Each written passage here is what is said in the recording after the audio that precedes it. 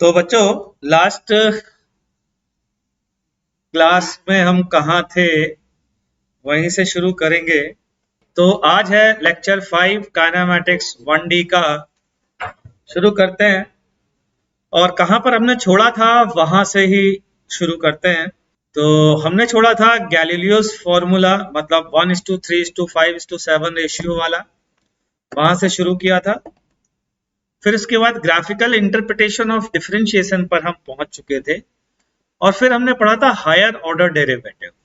ठीक है ना बच्चों, ये चीज हम लोगों ने की थी। अब हम आगे कंटिन्यू करने जा रहे हैं बच्चों, graphical interpretation of second order derivative. Now graphical interpretation of second order derivative में क्या खास बात है, उससे हमें क्या पता चलता है, हम ये तभी समझ पाएंगे बच्चों जब हम पुराने नोट्स रिवाइज करके आए होंगे। चलिए तो शुरू करें graphical interpretation of second order derivative. तो ध्यान दीजिएगा जरा बच्चों। सबसे पहली चीज, dy बाई डी एक्स क्या होता था, क्या इसका हमने ग्राफिकल इंटरप्रिटेशन सीख लिया है क्या? याद दिलाता हूं, थोड़ा समराइज कर देता हूं। dy बाई डी एक्स जो था वो टेंजेंट का स्लोप था बच्चों, किसी भी पॉइंट पर। मतलब इस पॉइंट पर अगर मैंने एक टेंजेंट ड्रॉ की और ये एंगल थीटा है, तो इस point x not Y not पर जो dy बाई डी एक्स की वैल्यू होगी वो इस पॉइंट के टेन थीटा के बराबर होगी। होगी कि नहीं होगी? याद आया कुछ? फिर एक बात और बताई थी, मैंने कहा था कि अगर dy बाई डी एक्स अगर पॉजिटिव है किसी रीजन में तो फंक्शन मस्ट बी इंक्रीजिंग होगा। अगर dy by D x positive है तो फंक्शन मस्ट बी इंक्रीजिंग। अच्छा, मस्ट बी इंक्रीजिंग का मतलब क्या था ये भी बताता हूं। फंक्शन मस्ट बी इंक्रीजिंग का मतलब था, ध्यान से सुनना, y must be increasing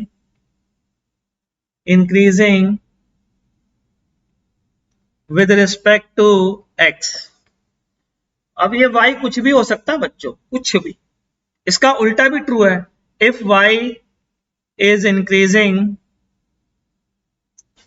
with respect to x, then dy by dx will be greater than 0 in that interval। जहां पर y कुछ भी हो सकता है, y की जगह आप कोई भी फंक्शन रख सकते हो, y की जगह fx भी रख सकते हो, y की जगह कुछ और रख सकते हो, कुछ भी रखो, कोई भी चीज रख दो, उन सबके लिए ये बात ट्रू कहलाएगी। ठीक बच्चों, चलिए आगे बढ़ते हैं। मैंने क्या किया, एक ग्राफ लिया ये, ठीक है। अब मैं अपनी बात को आपको समझाने जा रहा हूं। अब अपनी बात को समझाने के लिए मैं इस ग्राफ को थोड़ा सा पीछे ले जाता हूं, मतलब इस जगह पे ले जाता हूं और इस जगह ले जा करके आपको बताता हूं और फिर वापस से उसी जगह पे ले आऊंगा। या एक काम करता हूं, इसको अगर कॉपी कर सकते हैं तो कॉपी कर लें, क्या नहीं कर सकते शायद। देखता हूं बेटा बच्चों, 1 मिनट का समय दीजिएगा ना।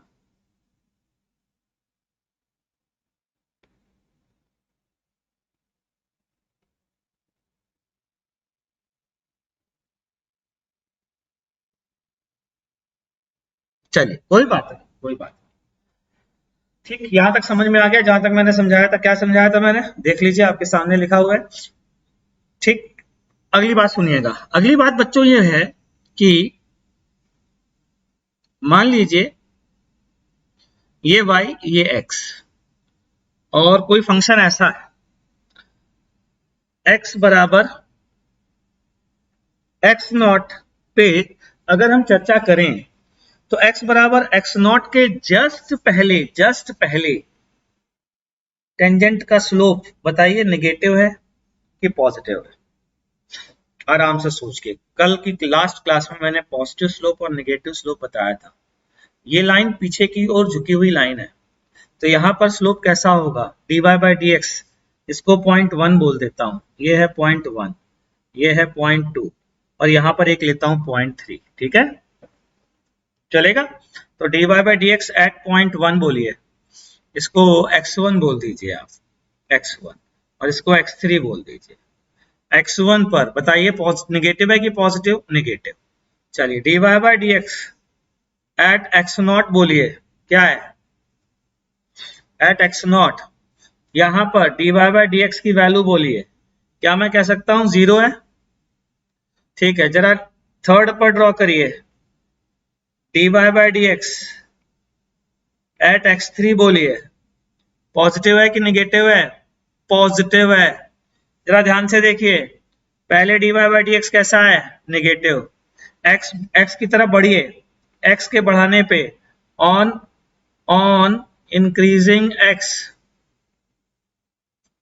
On increasing x, dy by D x के बारे में क्या ख्याल है? dy बाई डी एक्स को एक नया नाम दे दो, y डैश दे दो, देने में क्या बुराई है यार, दे दो। तो on increasing x, y dash के साथ क्या हो रहा है? y डैश पहले निगेटिव होता है, फिर 0 होता है, फिर पॉजिटिव होता है, यही होता है x बढ़ाने पर। तो कोई नंबर बताओ, सोचो जरा, कोई पहले नंबर लाइन पर निगेटिव था, फिर 0 हुआ, फिर पॉजिटिव हुआ, तो बताओ ये वैल्यू बढ़ रही है y डैश की या कम हो रही है x के बढ़ने के साथ? अगर मैं x के बढ़ाने पर कोई नंबर नेगेटिव से 0, 0 से पॉजिटिव हो रहा है, तो क्या मैं कह सकता हूं वो नंबर बढ़ रहा है? तो क्या मैं कह सकता हूं y dash is increasing on increasing x।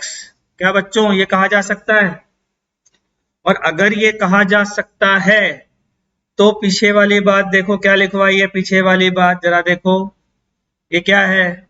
पढ़ो, if y is increasing with respect to f, if y is increasing on increasing x, दोनों बातें सेम है। If y is increasing with respect to x या if y is increasing on increasing x, then dy by D X क्या होना चाहिए? Greater than 0 होना चाहिए। अरे होना चाहिए। ठीक है, अब यहां पर आओ, y dash is increasing on increasing x या फिर विद रिस्पेक्ट टू x, बात बराबर है, बात बराबर है। तो बताइए क्या मैं कह सकता हूं यहां से कि dy dash by D X must be greater than 0। यहां लिख देता हूं dy dash by D X must be greater than 0। अगर y dash x with respect to x बढ़ रहा है तो dy dash by D X must be greater than 0। लेकिन y डैश क्या है? लेकिन y डैश क्या है बच्चों? लेकिन y डैश क्या है?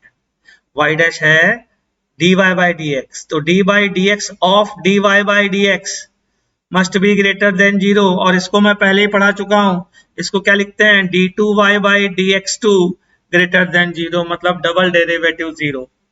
तो कभी भी डबल डेरिवेटिव ग्रेटर देन 0 आया, कभी भी डबल डेरिवेटिव ग्रेटर देन 0 आया, तो क्या मैं कह सकता हूं कि ग्राफ ऐसे ऊपर की ओर खुला हुआ होगा, जैसा कि ये वाला है।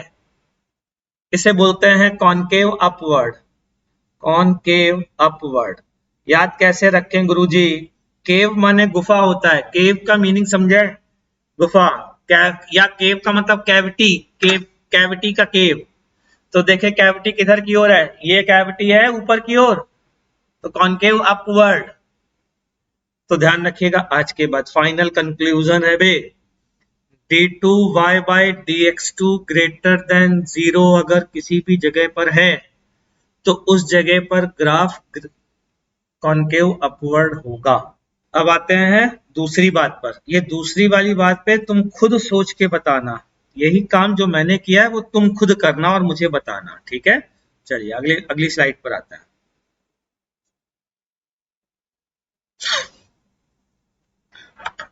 एक मिनट रुकिएगा।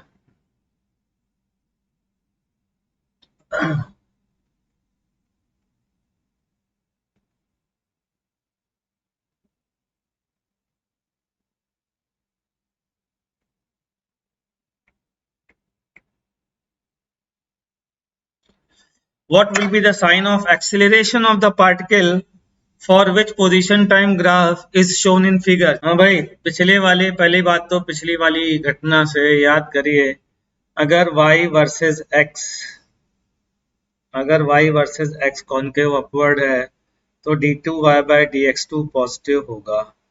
तो अगर y versus x concave downward है तो d2y by D X two negative होगा। ठीक, यहाँ पर देखें जरा ध्यान से, क्या कॉनकेव डाउनवर्ड है? ये ग्राफ देखिए, xt ग्राफ कॉनकेव डाउनवर्ड है, ये पॉजिटिव स्लोप, ये जीरो स्लोप, ये नेगेटिव स्लोप। तो कोई नंबर पहले पॉजिटिव था, फिर जीरो हुआ, फिर नेगेटिव हुआ, तो प्लस जीरो माइनस, तो डिक्रीजिंग हुआ ना, यानी कि डी बाई डी एक्स किसका, D Y by D X का, टेंजेंट की वैल्यू का, ये लेस देन जीरो होगा। दैट मीन्स यहाँ पर y और x की जगह क्या है, जरा देखो, y की जगह x है बच्चों और x की जगह टाइम है, तो dt2 must be less than zero. ये क्या चीज है, डबल डेरिवेटिव किसका है बच्चों, डी बाई, ये डबल डेरिवेटिव किसका है, D by d t of D x by d T less than zero. चलिए बताइए, D x by d T आपको क्या पढ़ाया गया है, D x by d T अगर पार्टिकल की पोजीशन x है तो D x by d T क्या होगा, पढ़ाया है ना आपको, d x by d t velocity होगी, तो ये कह सकता हूँ d by d t of velocity less than zero. dv by dt कुछ पढ़ाया है क्या, rate of change of velocity with respect to time पढ़ाई है क्या, एक्सीलरेशन, तो acceleration will be less than zero. इसका मतलब क्या हुआ बच्चों, acceleration negative, acceleration negative, acceleration negative, तो आंसर इज नेगेटिव। चलिए यहाँ से एक और बात बच्चों सामने आती है हमारे, और वो ये कि acceleration d2x by d2r by dt2 भी लिखा जा सकता है। एक्सीलरेशन होता क्या है बच्चों, dv बाई dt, लेकिन खुद v क्या होता है बच्चों, v होता है dr बाई dt, तो d by dt of dr by dt लिखेंगे ना, और जब d by dt of dr by dt लिखेंगे तो वो ऑटोमेटिकली d2r बाई dt2 बन जाएगा ना। तो आज के बाद एक चीज और दिमाग पे बैठा लो अच्छे से, घुसेड़ लो कि पोजीशन वेक्टर का फर्स्ट डेरिवेटिव वेलोसिटी देता है और सेकंड डेरिवेटिव एक्सीलरेशन देता है, ठीक है, क्लियर हो गई बात। चलिए आगे बढ़ते हैं। आगे की कहानी है maxima and minima of a function. हमसे पूछा जाता है कि किसी फंक्शन की मैक्सिमम वैल्यू बताइए, किसी फंक्शन की मिनिमम वैल्यू बताइए, ये हमसे पूछा जाता है बच्चों, ठीक है। तो अब इसको आखिरकार कैसे समझे, तो देखिए जरा, मैंने कुछ पॉइंट लिखवाए हैं। सबसे पहली चीज, डेफिनेशन क्या है, हम जो पढ़ने जा रहे हैं उसकी डेफिनेशन क्या है। तो लोकल मैक्सिमा पहले तो हम पढ़ने जा रहे हैं। लोकल मैक्सिमा क्या होता है, जरा ध्यान से सुनना। मेरी कॉलोनी में एक बहुत अमीर आदमी है, सबसे अमीर आदमी मेरी कॉलोनी का, आप अपनी कॉलोनी में सोच लीजिए, ठीक ठीक, आपकी कॉलोनी का सबसे अमीर आदमी, क्या पूरे यूनिवर्स का सबसे अमीर आदमी होगा, जरूरी है क्या, नहीं है ना। तो वो अमीर आदमी लोकल अमीर आदमी है, लोकल रिचेस्ट गाय है, लोकल मैक्सिमा है उसके पास पैसों का। क्यों, क्योंकि ध्यान से सुनना मेरी बात को, ध्यान से सुनो, क्योंकि वो अपने आजू बाजू, अपने पड़ोसियों, अपनी कॉलोनी में जो लोग रहते हैं उनकी तुलना में सबसे अमीर है। तो ऐसे अमीर आदमी को बोलते हैं लोकल अमीर आदमी, क्योंकि सबसे अमीर आदमी तो एलन मस्क है। एलन मस्क जो है वो टेस्ला का फाउंडर, वो है सबसे अमीर आदमी। आपकी कॉलोनी का, लेकिन फिर भी आप कहते हैं मेरी कॉलोनी का सबसे अमीर आदमी, तो ये है, तो वो लोकल अमीर आदमी कहलाएगा, ठीक, उसे बोलते हैं लोकल। और एलन मस्क को बोला जाता है एब्सोल्यूट मैक्सिमा, ठीक है बच्चों। तो अब डेफिनेशन पढ़ोगे तो समझ में आ जाएगा। Local maxima of a function is called a point at which function has maximum value in comparison to its neighborhood, इन अपने पड़ोसियों के रिलेटिव हाईएस्ट वैल्यू। देखो जरा ध्यान से, ये पॉइंट x बराबर x नॉट, देखो जरा ध्यान से, अपने आजू अपने बाजू दोनों तरफ वालों से ये वैल्यू ज्यादा है, अरे बोलो ना बे, तो ये पॉइंट कहलाएगा लोकल मैक्सिमा, क्योंकि अपने आजू बाजू वालों से, आजू बाजू दोनों से ज्यादा वैल्यू रख रहा है, ठीक है। और इसी तरीके से लोकल मिनिमा, आजू बाजू इधर और इधर इन दोनों की तुलना में ये वैल्यू सबसे कम है बच्चों, तो ये कहलाता है लोकल मिनिमा, अपने पड़ोसियों की तुलना में लोएस्ट वैल्यू। अब तुमसे कोई पूछे कि इसकी कंडीशन क्या है, तो अब तो तुम खुद बता सकते हो इसकी कंडीशन, अभी दोनों पढ़ी हैं। जहां पर भी लोकल मैक्सिमा आएगा जहां पर भी लोकल मिनिमा आएगा, सबसे पहले तो बताओ जहां पर टेंजेंट का स्लोप क्या होगा, जल्दी बोलो, इसकी कंडीशन बताओ। टेंजेंट का स्लोप कितना होगा? 0 आएगा टेंजेंट का स्लोप। ठीक है। अच्छा, अब दूसरी बात बताओ, d2 bye dx2, d2 bye dx2 की वैल्यू कैसी आनी चाहिए लोकल मैक्सिमा पर? अगर ये x बराबर x नॉट पर है तो dy बाय dx x बराबर x नॉट पर 0 होगा, और d2 by dx not x बराबर x नॉट पर बोलो कैसा होगा? याद करो, कॉनकेव डाउनवर्ड, कॉनकेव अपवर्ड, क्या करना होगा? कॉनकेव डाउनवर्ड पे d2 बाय dx2 कैसा होता है? Less than 0। क्लियर? कोई फंक्शन है y वर्सेस x का, और x बराबर x नॉट पर अगर मिनिमा आना है फंक्शन का, तो कंडीशन ऑफ मिनिमा बताइए क्या होगी? तो पहली कंडीशन होगी कि dy by D x at x बराबर x नॉट क्या होना चाहिए? 0। एंड दूसरी क्या होगी? ये होगा d2 बाई dx2, ऊपर की ओर मुस्कुराता चेहरा, स्माइली फेस, क्योंकि स्माइली फेस बोले या कॉनकेव अपवर्ड बोले, तो d2 by dx2 greater than 0। ये कंडीशन याद करने को हमसे बोली जाती है। लेकिन अगर आप मैक्सिमा और मिनिमा उसी समय अपने दिमाग में इमेजिन कर लें कि मिनिमा कब किस ग्राफ को लेके आएगा और मैक्सिमा किस ग्राफ को लेके आएगा, तो अपने आप कंडीशन लिख देंगे। तो ग्राफ ज्यादा इंपॉर्टेंट है मैक्सिमा या मिनिमा की कंडीशन याद रखने के लिए। आप अपने दिमाग में जब भी कोई पूछे कि यार यहाँ लोकल मिनिमा है, तो इमेजिन करें मिनिमम वैल्यू यानी बगल वाले ज्यादा होंगे तो ऐसा आएगा, और लोकल मैक्सिमा है तो ऐसा आएगा, और उसके बाद कंडीशन लिखेंगे तो मजा भी आएगा। ठीक है, कैसे आएगा देखिए जरा फटाफट। मान लीजिए ये कोई फंक्शन है, ठीक, इस फंक्शन में x1 और x2 पर क्या घटना घटेगी? x1 पर मिनिमा है, यानी कि x1 के लिए कंडीशन बनेगी dy by dx at x बराबर x1 0 and d2 by dx2 at x बराबर x1 ग्रेटर देन 0। ठीक है, और x2 के लिए बनेगी dy by dx at x बराबर x2 is 0 and d2 by dx2 at x बराबर x2 must be less then 0। ये दो कंडीशन हैं जो लिखी जा सकती हैं ग्राफ को देख करके। ठीक है बच्चों, चलिए अब आगे बढ़ते हैं और आगे कुछ क्वेश्चंस करते हैं।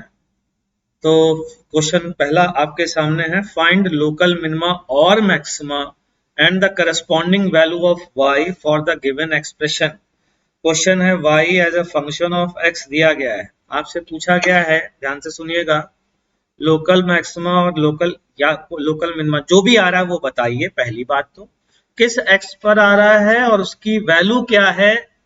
सबसे पहली चीज, चाहे मैक्सिमा हो या फिर मिनिमा हो, दोनों केस में dy बाई डी एक्स तो 0 आना चाहिए। तो सबसे पहली चीज बच्चों, हमने dy बाई डी एक्स निकाला, उसकी वैल्यू आ रही 3x स्क्वायर का डेरिवेटिव आएगा 6x। ठीक है, उसके बाद फिर -4x का डेरिवेटिव -4 और +1 का 0, क्योंकि कांस्टेंट है ये, इसको 0 के बराबर पुट करेंगे। जिनको फॉर्मूले याद नहीं है, जिनको डेरिवेटिव का मीनिंग याद नहीं है, वो देखते ही रह जाएंगे। जो थ्योरी रिवाइज करके नहीं आ रहे हैं उनको ये लगेगा अरे यार ये क्या है, कुछ पता नहीं क्या कर दिया, ऐसा लगेगा, ऐसा फील आएगा, क्योंकि आप पहले से पढ़ के नहीं आ रहे हैं, जान लगा के नहीं आ रहे हैं, इसलिए कोई बात नहीं। खासकर जो पहली बार पढ़ रहे हैं, मैं उन बच्चों से बात कर रहा हूँ, जिनसे कर रहा हूँ उनको समझ में आ गया होगा। तो dy बाई डी एक्स की किस वैल्यू पर 0 होगा, यहां से ये पता चलेगा। x इक्वल्स टू 2/3, x बराबर 2/3 पर, x बराबर 2/3 पर dy बाई डी एक्स 0 होगा, तो या तो मैक्सिमा आएगा और मिनिमा आएगा या फिर मैक्सिमा आएगा। अब इन दोनों में कौन होगा वो d2 बाई dx2 से पता चलेगा ना। तो एक बार और डेरिवेटिव निकालते हैं, d2 by dx2 equals to 6 आया केवल, तो कैसा आ रहा है बच्चों? पॉजिटिव आ रहा है। अगर डबल डेरिवेटिव पॉजिटिव है तो ऐसी चीज होगी, और ऐसी चीज होगी तो बताओ मिनिमा होगा या मैक्सिमा होगा? मिनिमा होगा। तो एट x बराबर 2/3 y क्या है बच्चों, मिनिमम है, और उस y की वैल्यू क्या होगी, रख दीजिए चुपचाप यहाँ निकाल के। तो 3 इंटू 2/3 का whole square minus 4 into 2/3 plus 1, ये वैल्यू हमें निकालनी है। तो ये जरा इधर निकाल लेते हैं वरना मेरे पीछे आ जाएगी। तो कितना आएगा, ये आएगा 4/3 माइनस 8/3 प्लस 1, ये वैल्यू आती है। अच्छा ये कितना आया बच्चों, 1 माइनस 2/3, और 1 माइनस 2/3 किसके बराबर होगा, 1/3 के बराबर। तो ये वैल्यू आती है 1/3 के बराबर। ठीक है भाई, तो x बराबर हमारे पास जो वैल्यू है जिस पर मिनिमा या मैक्सिमा आ रहा है, पहला क्वेश्चन पता चल गया कि मिनिमा आ रहा है। किस पर आ रहा है, दूसरा क्वेश्चन x बराबर 2/3 पर आ रहा है। तीसरा क्वेश्चन वो मिनिमम वैल्यू है कितनी की, आंसर है 1/3। मेरे हिसाब से बच्चों आपको समझ में आ गई होगी बात, नहीं समझ में आई है तो कमेंट सेक्शन में आप लिख सकते हैं कि आपको क्या समझ में नहीं आया है।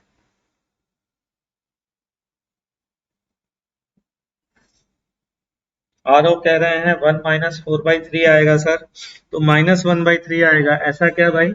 आरओ बाबू ये कह रहे हैं, चलो एक बार और चेक कर लेते हैं, बिल्कुल सही हो सही कह रहे हैं ये। 1 माइनस 4/3 आएगा तो ये वैल्यू आएगी -1/3। तो y मिनिमम की वैल्यू है -1/3 ना कि +1/3। 8, जाहिर सी बात है 8 माइनस 4 2 नहीं होगा जो मैंने लिखा था, 8 माइनस 4 4 ही होगा, सही बात है। ठीक, तो आगे बढ़ते हैं और अगले क्वेश्चन की ओर बढ़ते हैं, और उम्मीद करता हूं कि अगला क्वेश्चन आप कर लेंगे। Height of the particle h equals to 40t minus 5t square, ये है हाइट। अब आपसे पूछा जा रहा है, जरा ध्यान से सुनिएगा, h क्या है, y, t है x की तरह, तो y बराबर 40x माइनस 5x स्क्वायर दिया जाता और पूछा जाता कि बताइए y की मैक्सिमम वैल्यू कितनी होगी और किस x पर होगी, तो हम निकाल सकते थे जैसे अभी पहले निकाला। तो यहाँ पर h बराबर h टाइम पर ऐसे डिपेंड कर रहा है और पूछा जा रहा है h की मैक्सिमम वैल्यू बताइए। तो देखते हैं, ध्यान से देखिए, जहां पर भी h मैक्सिमम या मिनिमम होगा वहां पर ऐसा ग्राफ बनेगा। अब मैक्सिमम इन्होंने खुद ही पूछ लिया है तो हमें डबल डेरिवेटिव चेक करने की जरूरत नहीं है। जब ये कह रहे हैं कि मैक्सिमम ही होगी तो इसका मतलब है वहां जहां dy बाई डी एक्स 0 होगा वहां मैक्सिमम ही आना है या मिनिमम ही आना, जो भी दिया है। अब दिया क्या है, मैक्सिमम, तो मैक्सिमम मतलब ऐसा ग्राफ होगा, यानी कि डबल डेरिवेटिव चेक करने की जरूरत नहीं है। ठीक है ना, क्योंकि पूछने वाला ही कह रहा है मैक्सिमम बताइए, तो क्यों जरूरत है। ठीक, तो dh by d T is 40 minus 10t, इसको 0 से इक्वेट किया क्योंकि जहां पर भी मैक्सिमम या मिनिमम वैल्यू आएगी वहां डेरिवेटिव को 0 होना पड़ेगा। तो यहां से t की वैल्यू आती है बच्चों 4 सेकेंड, 4 सेकेंड पर यह घटना घटेगी। ठीक, अब इस 4 सेकेंड पर h की जो वैल्यू होगी वो मैक्सिमम होगी, तो ये 4 सेकेंड रख दीजिए। तो 40 इंटू 4 माइनस 5 इंटू 4 का स्क्वायर, तो ये कितना आ जाएगा 160 और माइनस 80 मीटर, तो ये आंसर आता है 80 मीटर। ये है हाइट मैक्सिमम। तो बढ़ते हैं अगले क्वेश्चन की ओर, और ये रहा अगला क्वेश्चन आपके सामने। तो sides of a rectangle very with time t as t and 4 minus t। तो ये है रेक्टेंगल बच्चों, ये साइड लेंथ है t और ये साइड लेंथ है 4 माइनस टी। इसका एरिया अगर हम निकालते हैं तो ये आएगा t इंटू 4 माइनस टी या फिर 4t माइनस टी स्क्वायर। अब ये एरिया मैक्सिमम कितना होगा ये पूछा जा रहा है, तो पहले तो ये पता करें बच्चों कि वो मैक्सिमम कब होगा। एरिया डिपेंड कर रहा है टाइम पर, इसकी मैक्सिमम या मिनिमम वैल्यू वहां होगी जहां डी बाई डी टी 0 होगा। तो 4 माइनस 2t बराबर 0, t बराबर 2 सेकेंड पर D A by d T 0 होगा, और D A by d T 0 होने पर ही उसी पॉइंट पर ही मैक्सिमा या मिनिमा आता है।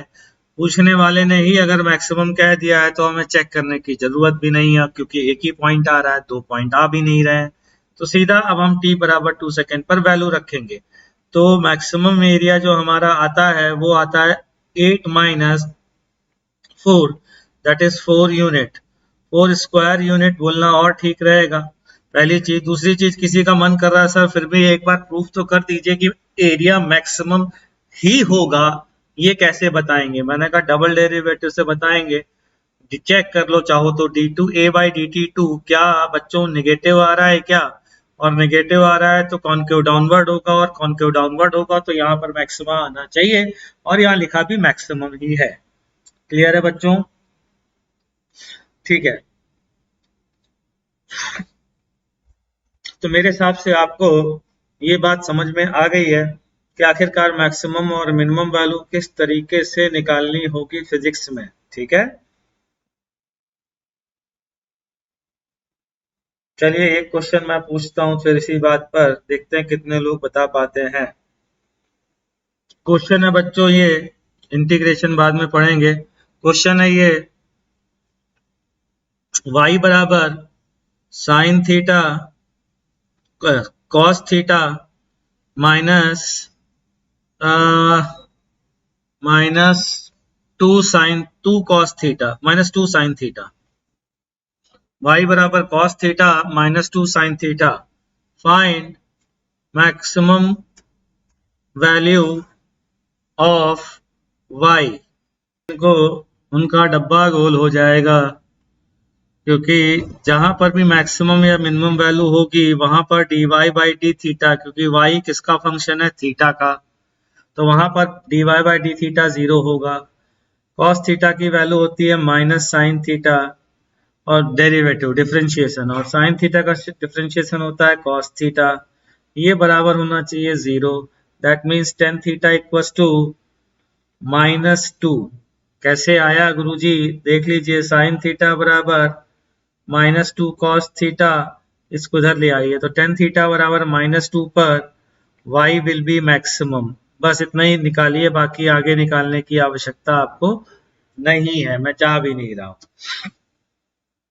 निकाल तो सकते हैं ऑब्वियसली, उसमें कोई दो राय नहीं है, और वो √5 आएगी, लेकिन ट्रिग्नोमेट्री चूंकि आपकी बहुत स्ट्रांग है जैसा मुझे पता है, इसलिए मैं नहीं निकालने जा रहा हूँ।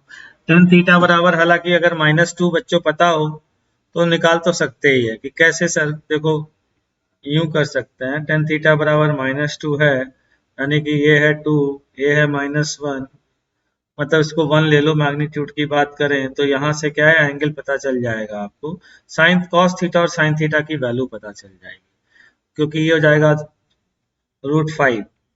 ठीक है ना, तो y बराबर आएगा cos थीटा, दैट मीन्स 1/√5। ओहो, ये क्या लिख रहा हूँ यार, 1/√5 -2 साइन थीटा, मतलब 2/√5, तो ये आ जाएगा -3/√5। इस तरीके की वैल्यू आएगी। तो साइन थीटा, लेकिन cos theta sine theta negative positive का भी हमें ध्यान रखना पड़ेगा, इतना इजी ये नहीं है।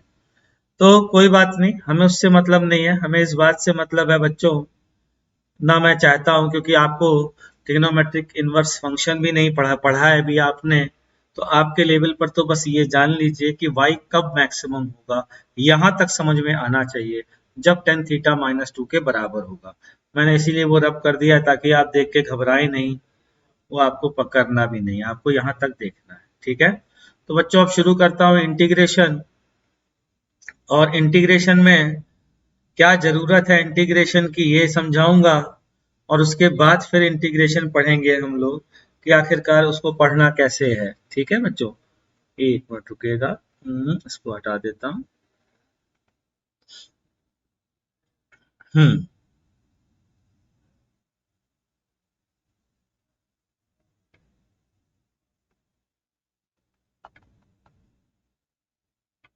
एक मिनट रुकेगा, ये बार बार रुक रहा है यार। तो क्या होता है इंटीग्रेशन, ये देखने जा रहे हैं हम लोग।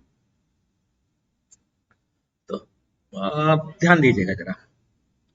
मान लीजिए कोई पार्टिकल, बच्चों यहाँ से तो ध्यान दीजिएगा, मान लीजिए यहाँ से कोई पार्टिकल चलना शुरू करता है, और पार्टिकल जो है वो धनाधन अपनी स्पीड चेंज करता हुआ जा रहा है मस्त अपना कार से। ठीक है, और जो स्पीड है उसकी वो वेरिएबल है, अलग अलग टाइम पे अलग अलग तरीके से उसकी स्पीड वेरी कर रही है। ठीक, वेरी कर रही है। फॉर एग्जाम्पल मान लेते हैं इसकी स्पीड या वेलोसिटी जो भी है वो है 3t² + 1, ऐसी स्पीड है। ठीक है, अब हमसे कहा जा रहा है t बराबर 0 पर स्पीड कितनी होगी, कि 1 होगी, कि t बराबर 2 सेकेंड पर कितनी होगी, कि ये होगी 13 मीटर पर सेकेंड। ठीक, मान लेते t बराबर 0 पर पार्टिकल यहाँ था और t बराबर 2 सेकेंड पे पार्टिकल यहाँ था। हमसे किसी ने कहा है कि ये पूरी डिस्टेंस निकाल दीजिए, कितनी डिस्टेंस पार्टिकल ने ट्रेवल करी। हमसे ये क्वेश्चन पूछा जा रहा है, ये डिस्टेंस निकाल दीजिए। तो बच्चों हमने क्या पढ़ा है अभी तक,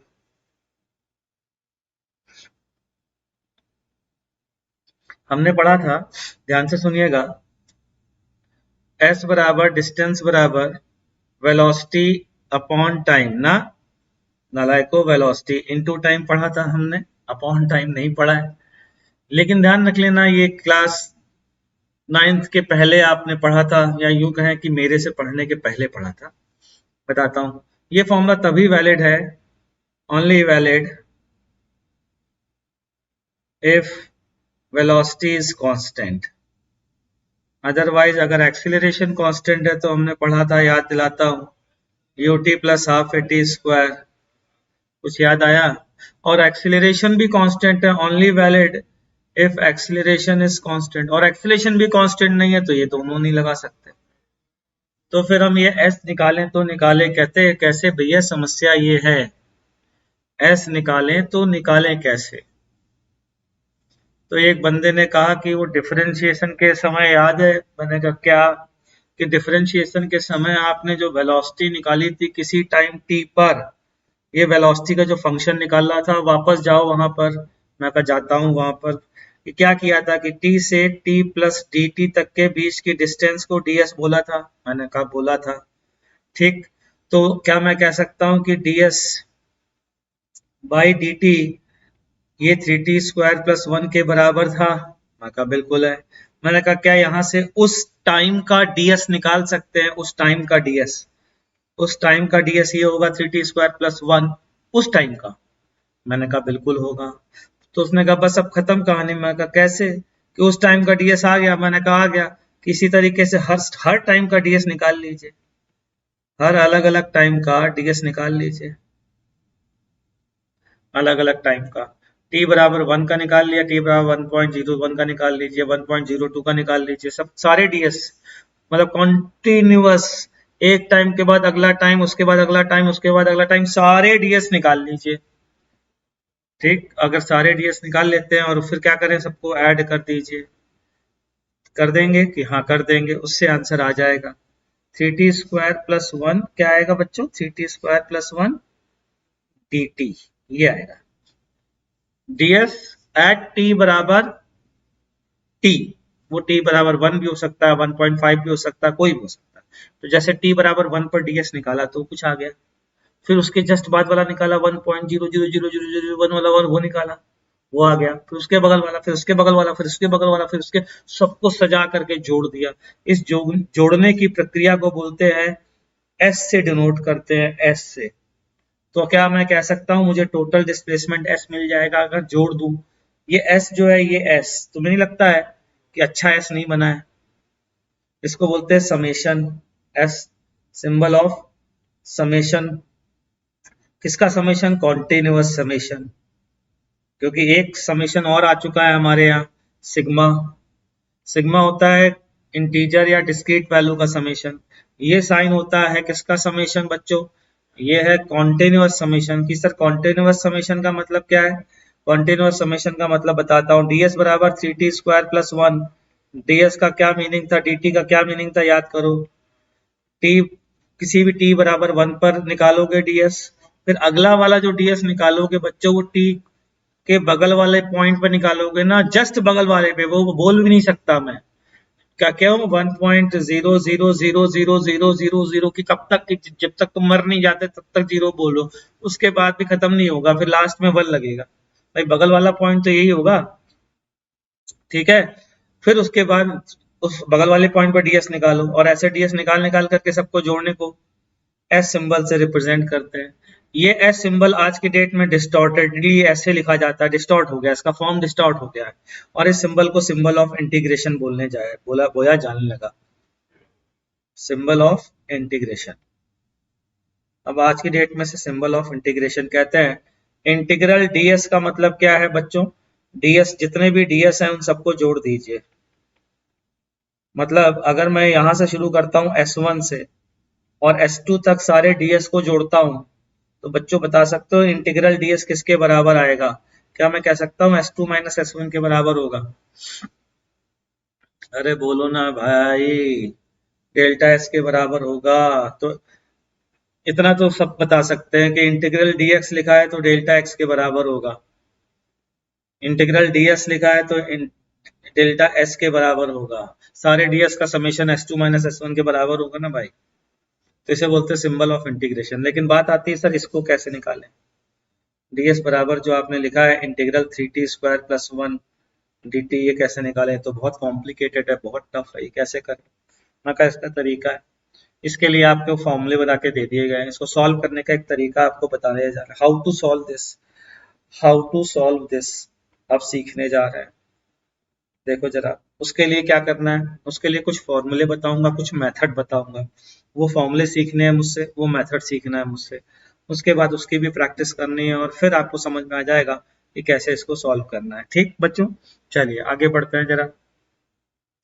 तो फॉर्मूले टू इंटीग्रेट, सबसे पहला फॉर्मूला x की पावर n dx बराबर x की power n plus one upon n plus one plus c, where c is a constant for all n except n minus one. ठीक है, ये फॉर्मूला बड़ा important है।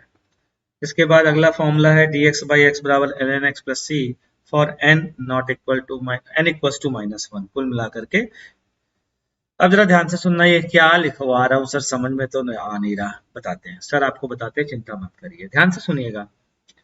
जैसे मान लीजिए dy बाई डी एक्स हमने निकाला था, ठीक है, dy बाई डी एक्स कोई फंक्शन आ गया था, मतलब या यूं कहें कि y जो है वो फंक्शन था fx, और dy बाई डी एक्स जो था वो आ गया fx, gx आ गया, मान लीजिए gx आ गया। तो dy बराबर gx dx अगर लिख रहे हैं और कोई कह रहा है इंटीग्रेट कर दीजिए, तो वापस से फिर y आने वाला है या y का डिफरेंस आने वाला है, आने वाला है कि नहीं आने वाला है, ऐसे सोचिए। अरे dy का मतलब क्या था, अभी भी तो बताया है, डेल्टा y, और gx का इंटीग्रेशन तो अभी पता ही है, gx क्या होगा, जी अभी देखो fx को, डेल्टा y का मतलब क्या हुआ, fx का डिफरेंस। आराम से सोचो, आराम से, डेल्टा y का मतलब y का डिफरेंस, और y बराबर fx है, तो y का डिफरेंस मतलब fx का difference, fx final minus fx initial. कुछ याद समझ में आ रहा है कि नहीं आ रहा? थोड़ा बहुत हल्का फुल्का, कि इतना कम से कम इतना समझ में आ रहा है कि अगर fx को डिफरेंशिएट करके gx आ रहा है तो gx के इंटीग्रेशन से fx आएगा या उसका डिफरेंस आएगा। हल्का फुल्का मोटा मोटा ऐसा समझ में आ रहा है ना? ठीक है, अब इतना ही समझ लो तो तुम ये फॉर्मूले अपने आप याद कर लो। देखो जरा ध्यान से, कैसे बच्चों? वो ऐसे कि ये बताइए x की पावर n प्लस वन का अपॉन n प्लस वन का डिफरेंशिएशन क्या होगा, पूरे का डिफरेंशिएशन बताइए, चलिए करके देखते हैं। x की power n plus one upon n plus one, जहां n प्लस वन n एक कांस्टेंट है, ठीक है, मान लीजिए ये y है। चलिए बताइए इसका डेरिवेटिव क्या होगा, बताइए बताइए बताइए। तो ये होगा dy बाई डी एक्स बराबर n प्लस वन एक्स की power n upon n plus one, ये कैंसिल हो गया, कितना बचा, x की पावर n बचा, चेक करो। इसका मतलब x की power n into D x, ये x की पावर n और किसके रिलेटिव इंटीग्रेट करना है, वो एलिमेंट यहां आता है। तो x की पावर n का इंटीग्रेशन कैसे, dy बराबर x की पावर n dx, इसका इंटीग्रेशन ये होगा, क्योंकि इसको डिफरेंशिएट करने पे ही आता है, इसीलिए बोला जाता है integration is reverse process of differentiation, ये होता है। ठीक, क्लियर। लेकिन ध्यान रख लीजिएगा all for all n except -1। क्यों? क्योंकि याद दिलाता हूं, अगर n -1 है, ठीक है, यहीं पर रख दीजिए n बराबर -1, y बराबर x की power n+1 upon n -1, n+1, n की जगह -1 रखिए तो 1/0 नहीं आ जाएगा, तो ये तो डिफाइंड ही नहीं है बच्चों। ठीक, तो चलिए कोई बात नहीं, डिफाइंड नहीं है तो देखते हैं 1/x क्या होगा। ध्यान से सुनना, इंटीग्रेशन ऑफ 1/x dx, अब बाई एक्स को यही तो बोलेंगे भैया, integration of 1/x with respect to dx, ऐसे बोल देते हैं। तो याद करिए 1/x किसका डिफरेंशिएशन होता था, मैं याद दिलाता हूँ, y बराबर अगर ln x होता था तो आपने क्या याद किया था बच्चों, dy बराबर 1/x dx याद किया था कि नहीं याद किया था। तो y का इंटीग्रेशन, y का 1/x dx का इंटीग्रेशन क्या आएगा, ln x प्लस कांस्टेंट क्यों जोड़ देते हैं, अरे कोई भी कांस्टेंट इसलिए जोड़ते हैं कि कांस्टेंट कुछ भी हो सकता है जिसका डिफरेंशिएशन जीरो होगा, क्योंकि कांस्टेंट का डिफरेंशिएशन क्या होता है बच्चों, जीरो। तो कोई भी वैल्यू यहाँ पर चिपकी हो आएगा तो यही ना, कुछ पल्ले पड़ा। ये दो फॉर्मूले जो रट्टा मारना है, याद करना, अगले दो फॉर्मूले देखिए, और इसी तरीके से जिस तरीके से अभी मैंने आपको डिफरेंशिएशन का उल्टा प्रोसेस करके दिखाया है, वैसे खुद से घर में करके देखिए, अभी का अभी 1 मिनट दे रहा हूँ।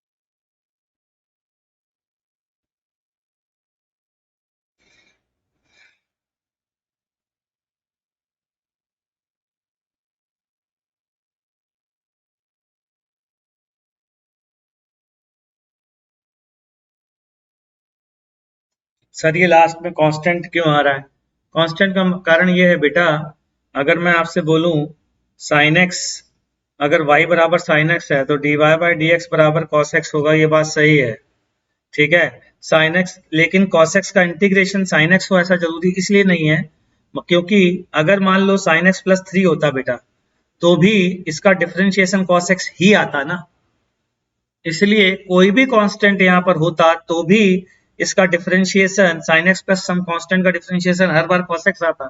इसका मतलब उस कांस्टेंट की वैल्यू हम नहीं बता सकते, इसलिए वो कांस्टेंट लगाना पड़ता है, ठीक है।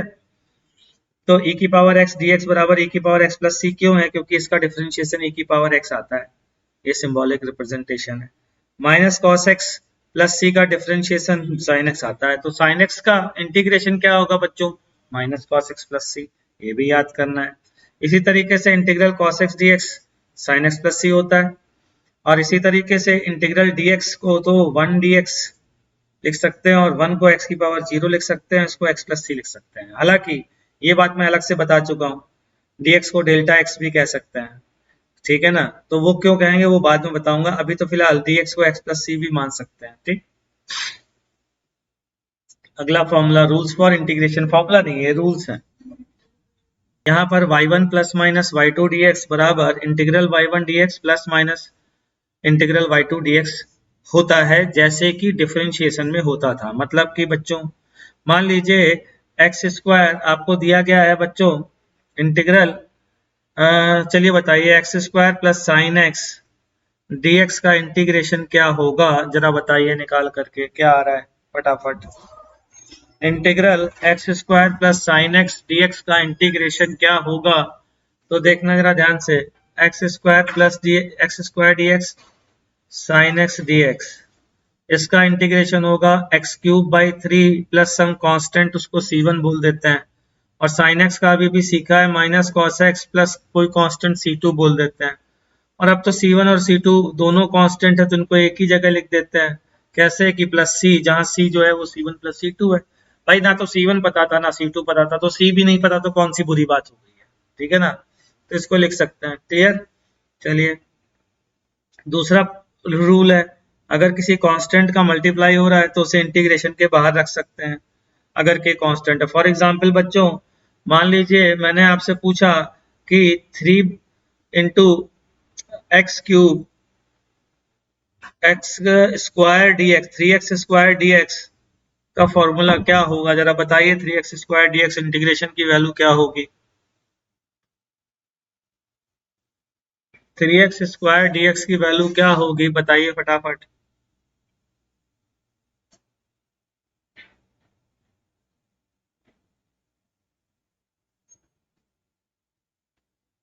तो क्या करना है बच्चों, 3 को बाहर लेना है, integral x square D x को सॉल्व करना है। 3 को बाहर लिया, इंटीग्रल एक्स की पावर 2 है, ध्यान रख लेना। तो क्या आएगा बच्चों, इसकी जगह ये आएगा एक्स की पावर 3 टाइम्स एक्स की पावर कितना बोलो, एक्स की पावर 3 डिवाइडेड बाई कितना 3 प्लस सम कांस्टेंट। तो ये आंसर आ गया एक्स क्यूब प्लस सी। कुछ लोगों का सी बाई 3 आ रहा होगा, उससे फर्क नहीं पड़ता, कांस्टेंट कुछ भी आ जाए, ठीक है। तो ये आंसर आ गया एक्स क्यूब प्लस 3। अगला रूल है, रूल क्या, क्वेश्चन है आपके सामने, वैल्यू बताइए आई की क्या आएगी फटाफट।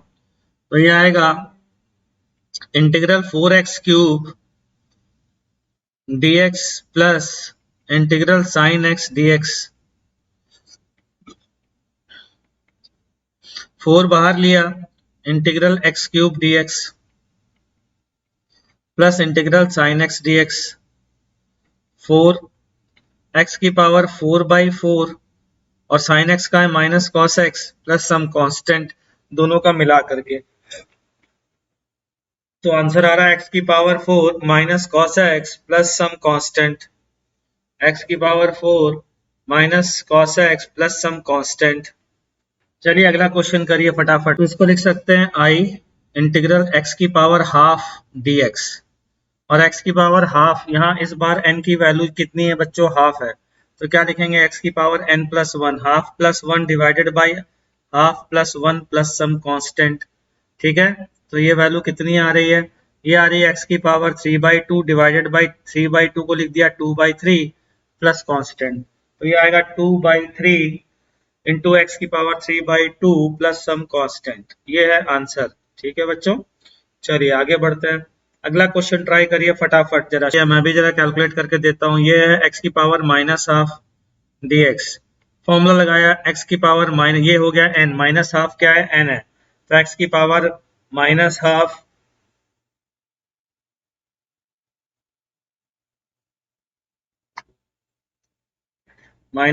Plus 1 divided by minus half plus 1 plus C, ठीक है। तो यहाँ से आई की वैल्यू बच्चों आएगी एक्स की power half upon half plus C, इसको लिख सकते हैं 2 रूट एक्स प्लस सी, ये है आंसर बच्चों। अगले क्वेश्चन पर आते हैं, चलिए देखते हैं इसको क्या, इसका आंसर क्या आता है। आई बराबर इंटीग्रल एक्स की power -1 plus D x plus integral 3x square D x. याद करिए n-1 नहीं होना चाहिए उस फॉर्मूले के लिए। 1/x के लिए एक स्पेशल फॉर्मूला था, क्या था, ln x, और 3x स्क्वायर, इसको क्या करेंगे 3x cube by 3 plus constant. तो आंसर आता है ln x plus x cube plus some constant. देख लीजिए, कोई डाउट आए तो पूछिए। चलिए बच्चों आगे बढ़ते हैं, और अब डेफिनेट इंटीग्रेशन पढ़ते हैं कि ये डेफिनेट इंटीग्रेशन क्या होता है, इसको समझने का प्रयास करते हैं। डेफिनेट इंटीग्रेशन को पढ़ने के लिए पढ़ते हैं। Velocity of a particle is given by v equals to 3t square plus 1, then find displacement of the particle from t बराबर 0 सेकेंड to t बराबर 2 सेकेंड। अब अभी मेरे से एक बच्चे ने क्वेश्चन पूछा था कि sir how to find the value of constant. Mobile silent mode पे लगा के रखिए। तो velocity of a particle is given by v equals to 3t square plus 1, then find displacement of the particle from t equals to 0 second to t equals to 2 second। ठीक, ये हमसे पूछा गया है। नहीं बच्चों, आपसे नहीं बोला था मोबाइल साइलेंट मोड पे रखने के लिए, यहाँ पर बोला था मैंने। तो ये कैसे आखिरकार डिस्प्लेसमेंट निकाला जाए, और जो मेरे से एक डाउट पूछा गया था कि कांस्टेंट की वैल्यू सर कैसे निकालते हैं, तो उसके लिए अब डेफिनेट इंटीग्रेशन हम पढ़ने जा रहे हैं। वो इनडेफिनेट था क्योंकि वहां पर कांस्टेंट की वैल्यू हम नहीं बता पा रहे थे। अब डेफिनेट पढ़ने जा रहे हैं, मतलब कांस्टेंट की वैल्यू हम निकाल सकते हैं। ठीक है, तो ध्यान से सुनना। हमसे बोला गया है कि यार ये velocity of the particle given by 3t² + 1 then find displacement. तो dv को लिख सकता हूं मैं dx/dt, और ये होगा 3t² + 1 के बराबर। फिर हम dx बराबर 3t² + 1 dt लिखेंगे और इसको इंटीग्रेट करेंगे। यहां तक तो हमने समझा है कि नहीं समझा है? ठीक है, बस अब यहाँ क्या करते हैं, डेफिनेट इंटीग्रेशन में लिमिट डालते हैं। कैसे लिमिट लिखते हैं बच्चों? लिमिट लिखते हैं कुछ इस तरीके से कि t बराबर कहाँ से शुरू किया है, 0 से, और कहाँ तक गया है, t बराबर 2 सेकेंड तक। ऐसे लिमिट लिख देते हैं। ठीक है, और ये dx क्या था, dx जो x t बराबर 0 पर रहा होगा, यानी कि x इनिशियल और ये x फाइनल। ठीक, देखते हैं इसकी वैल्यू क्या आती है। तो इसकी वैल्यू क्या आएगी जरा समझते हैं। इसकी वैल्यू आएगी x, इसका इंटीग्रेशन, तो हम क्या लिखेंगे, x final minus x initial, ऐसे लिखेंगे। उसको लिखने का तरीका होता है ऐसे, एक स्क्वायर ब्रैकेट बना दिया जाता है, लोअर लिमिट लिखी जाती है नीचे, अपर लिखी जाती है ऊपर। ऐसे ही इसका इंटीग्रेशन करिए, क्या लिखा आएगा, t³ + t आएगा बच्चों। ठीक है, और नीचे वाली लिमिट को नीचे लिख दीजिए और ऊपर वाली लिमिट को ऊपर लिख दीजिए। ये लिखने का तरीका है, मत घबराइएगा कि और ये जो चीज हमें पता ही नहीं थी। आपको अपने आप आंसर भी निकाल सकते हैं, लेकिन लिखने का तरीका पता होना चाहिए। इंटीग्रेशन करने के बाद ऐसे स्क्वायर ब्रैकेट में लिमिट्स को लिख देते हैं। फिर क्या करते हैं, फिर हम करते हैं ये कि पहले अपर लिमिट डालनी है उस फंक्शन में, पहले अपर लिमिट डालनी है माइनस लोअर लिमिट डालनी है, फंक्शन का डिफरेंस निकालना है यार कुल मिलाकर के। तो ये तो आ गया delta x, x final minus initial बच्चों डिस्प्लेसमेंट। अच्छा, t बराबर 2 डालिए तो कितना आएगा, 8 + 2 माइनस, अब t बराबर 0 डाल दीजिए। ठीक है, तो देखिए कितना आया, ये आ रहा है 10। तो 10 metre is the displacement of the particle.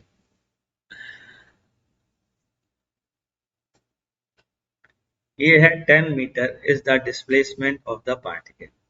कुछ लोगों ने कुछ अजीब अजीब से आंसर दिए थे, 18, 18, 20, 20 कुछ दिया था। मेरे हिसाब से सर आपका बैकलॉग हो गया, मेरा बैकलॉग तो नहीं हुआ बेटा।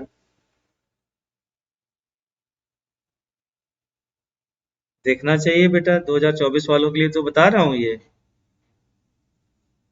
ठीक है, तो बच्चों इस तरीके से डेफिनेट इंटीग्रेशन किया जाता है। ठीक है, इसको मैं फिर से आपको एक अच्छी सी फॉर्म में लिख करके समझाता हूं, वो देखना जरा ध्यान से। मान लीजिए y बराबर dy बराबर इंटीग्रल fx dx, हमें पता है gx + c। यहां तक तो हमने इनडेफिनेट इंटीग्रेशन में पढ़ लिया था, जहां पर आप हमसे कहते थे कि सर c की वैल्यू कैसे निकालें, यहां तक पढ़ लिया था। ठीक है, अब हम पढ़ने जा रहे हैं कि अगर हमको कोई कहता है कि x1 से x2 तक बताइए, तो हम कहेंगे y इनिशियल से y फाइनल। तो ये तो बन जाएगा बच्चों डेल्टा y। ठीक, अब इसको कैसे करते हैं, ध्यान से सुनना, इसकी वैल्यू कैसे निकालते हैं। fx का जो इंटीग्रेशन आपने कांस्टेंट के साथ याद रखा था ना, उसमें से कांस्टेंट को मार दीजिए गोली, ऐसे लिख दीजिए gx, फिर यहाँ लिखिए x1 और फिर यहाँ लिखिए x2, फिर डाल दीजिए एक बार x2 माइनस, फिर एक बार डाल दीजिए x1, ये आ जाएगा डेल्टा y। इसे कहते हैं डेफिनेट इंटीग्रेशन। क्या, चलिए अब इसकी थोड़ी प्रैक्टिस कर लेते हैं। फाइंड द वैल्यू ऑफ 0 से पाई, मैं थोड़ा बड़ा लिख देता हूँ, 0 से π/6 sin x dx। सबसे पहले हम याद करते हैं, हमने sin x dx का इंटीग्रेशन याद क्या किया था, तो वो हमने किया था माइनस cos x + c। तो माइनस cos x लिखते हैं, स्क्वायर ब्रैकेट बनाते हैं, यहाँ 0 लिखते हैं, यहाँ π/6 लिखते हैं, फिर एक बार π/6 डालते हैं, तो minus cos π/6 minus of cos 0 minus cos 0, sorry. ठीक है, माइनस cos π/6 कितना आएगा बच्चों, ये आएगा -√3/2, cos π/6 की वैल्यू होती है, और ये आ जाएगा +1। तो 1 - √3/2 ये है उसका आंसर। ठीक है, अगर किसी को cos π/6 की वैल्यू नहीं पता है तो वो टेबल से cos की वैल्यू याद करे, ये टेबल कहीं भी आपको मिल जाएगी। ठीक है, तो ये है इस क्वेश्चन का सोल्यूशन। चलिए अगला क्वेश्चन ट्राई करिए। अगला क्वेश्चन है find the value of 1 to 2 3x square dx। चलिए देखते हैं जरा।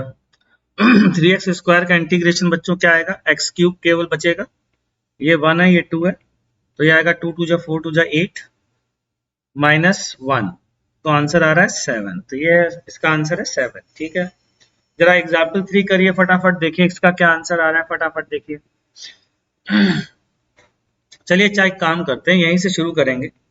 ये आपका होमवर्क है, नेक्स्ट क्लास में मैं यहीं से स्टार्ट करूंगा। ठीक है, और आगे हम लोग इंटीग्रेशन के बारे में और भी चीजें पढ़ेंगे, जैसे कुछ क्वेश्चन और करेंगे और कुछ कंक्लूजन्स ड्रॉ करेंगे। ठीक है, तो ये क्वेश्चन आपके लिए होमवर्क दे रहा हूँ, ये क्वेश्चन ट्राई करके आइएगा, और बल्कि अगला क्वेश्चन भी ट्राई करके आइएगा, ये वाला क्वेश्चन, ये भी होमवर्क है। ये दोनों क्वेश्चन नेक्स्ट क्लास में डिस्कस किए जाएंगे। ठीक है जी, तो कोशिश करता हूँ आपको जल्द से जल्द शीट प्रोवाइड करूँ ताकि आप प्रैक्टिस कर सकें, और प्रैक्टिस जितनी ज़्यादा करेंगे, ध्यान रखिएगा इस टॉपिक में उतना ही फायदा होगा। ठीक है बच्चों, तो मिलते हैं नेक्स्ट क्लास में, तब तक के लिए टाटा बाय बाय।